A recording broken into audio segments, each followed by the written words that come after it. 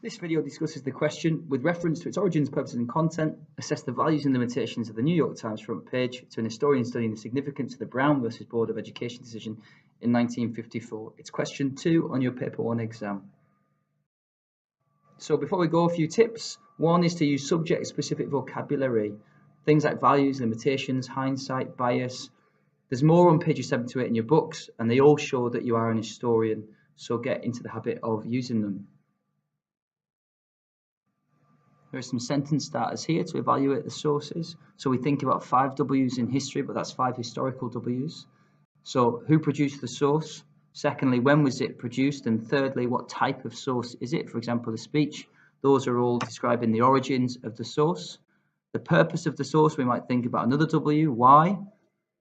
And finally, a 5th W would be, what does it actually tell us? And that helps us to evaluate the content of the source, each time commenting on whether that's a value or a limitation. The mark scheme for this type of question very simply is 4 marks. You can see that you need to comment on values and limitations, and if you're only discussing one, you can only get half marks maximum. You need to comment explicitly on the origin, purpose and content when you are evaluating the values and limitations. So make sure that you're including all of these key ingredients. And to be really clear, to get 4 marks, you have to refer to all of the blue and at least 1 green and 1 red whilst doing so.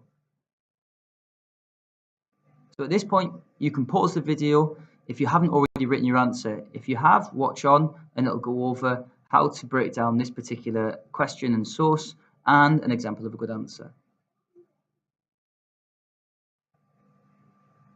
So very quickly, the source was produced by the New York Times, which should be of value because the journalist was probably there at the time of the Supreme Court decision reading. Therefore, the information should be factual and it should be accurate.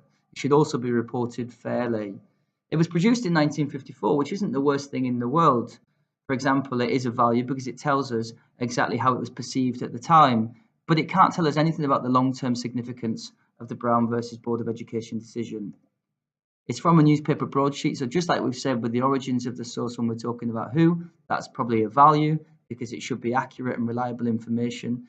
And that helps us understand the purpose of the source, which again is a value because its purpose is to inform us rather than persuade of any particular political opinion.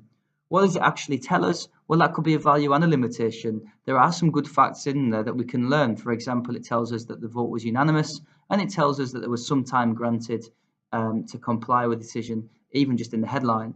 But again, if we think back to when the source is produced, the content is actually quite limited.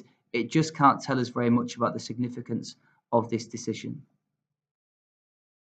Here's an example of an answer. You can read it for yourselves in your own time, but you can see that it comments on the origins, purpose and content explicitly using the 5 W's approach, and values and limitations are commented on throughout. If you have any questions about your answer, please feel free to ask the teacher.